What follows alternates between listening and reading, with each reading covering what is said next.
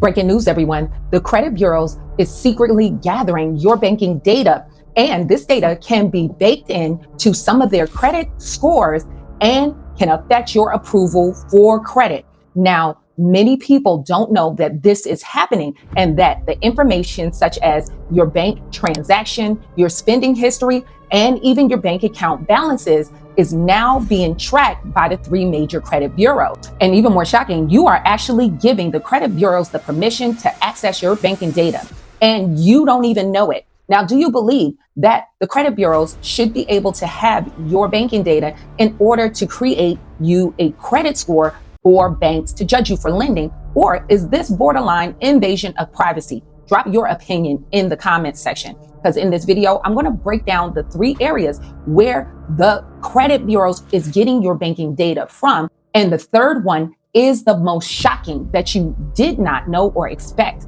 And I'm going to show you what you need to do to stop this information from being collected from your bank accounts. Number one, Experian Boost.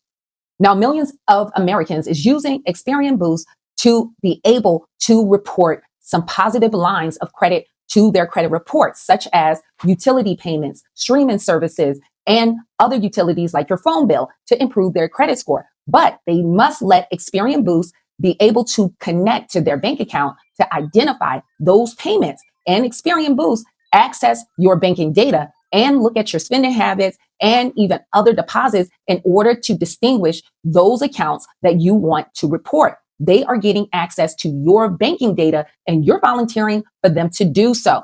And even worse, many Americans have signed up years ago and they forgot that they even signed up for this service. But that's nothing compared to number two.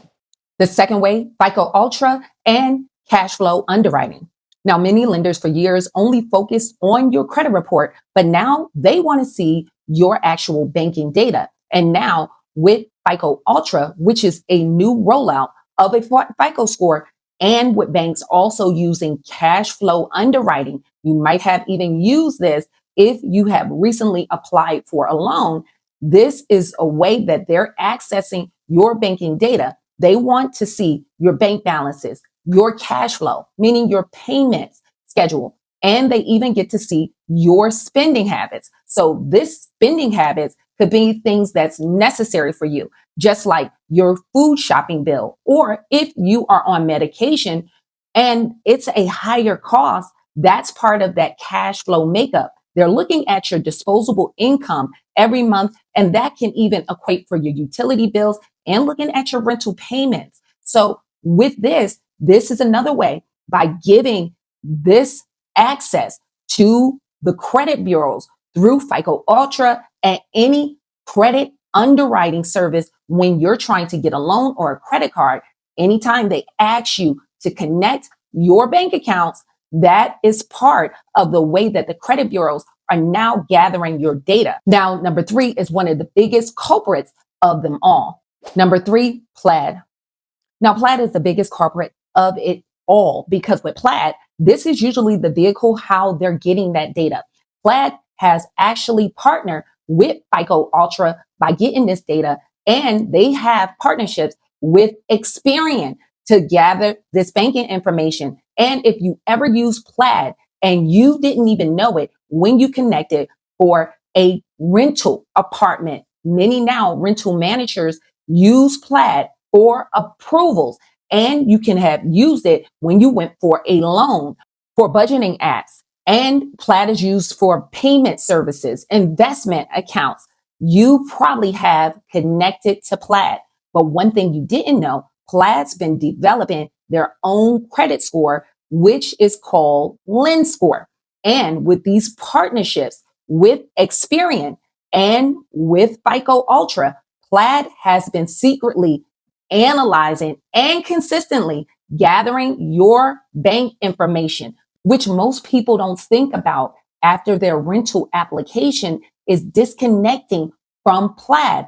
If you do not disconnect from Plaid, they gather your banking information for a full 24 months. And unfortunately, consumers are unaware that if they don't disconnect, that this information is constantly being monitored, like your deposits, your spending habits, even your bank balances. Plaid is secretly gathering this information from you. Now, many of you don't even realize you gave access to some of these apps years ago, but I'm going to give you 5 steps on how you can find out who's connected and what you need to do to stop giving them access to your bank account information. Step number 1, visit Plaid's portal. Go to my.plaid.com. This allows customers to review connections associated with Plaid support services. You may be surprised by how many apps are still linked. Step number 2, review every connection. Now make sure you review the apps on your phone, like budgeting apps, investment apps, loan apps, rental platforms, payment services. Ask yourself, do I use this service? Because if not, there's no need to keep it connected.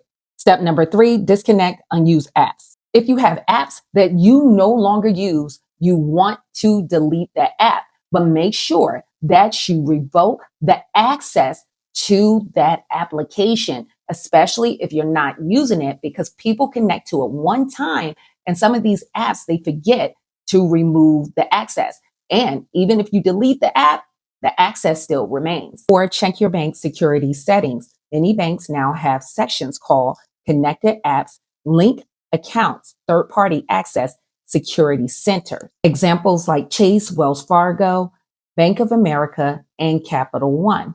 Now you want to go to your bank account websites and remember, check all of your bank accounts and review the permission access that you gave to those accounts. Number 5, don't assume a password change fixes everything. Now, many people are under the assumption just changing their passwords to their bank accounts would fix everything. But that is totally untrue, because now banking institutions use a different model to track this. Many banking institutions now use tokenized connections and API permissions. Now, this means you need to revoke the access directly. And now, with credit being more important than ever, you definitely want to maintain your credit score. So any negative items, you want to make sure you remove them. Now, my user Greg from my elite credit system was able to remove a collection in 12 days. So if you need my help with my AI software or one-on-one coaching, that link is in the description of the video and in the pinned comment section. And you can download this free heart inquiry removal package. That link is in the description of the video and pinned comment section. So with this information and how we're moving into a new age, we're going to see more transformative cash flow underwriting for approvals for credit. So we need to watch out for this privacy invasion moving forward. Now, hopefully this information was helpful. If you have any questions or comments, leave it in the comment section. More detailed questions for me, you can go to my website and all your questions go directly to my cell phone. I hope to see you guys in the next video. Stay tuned.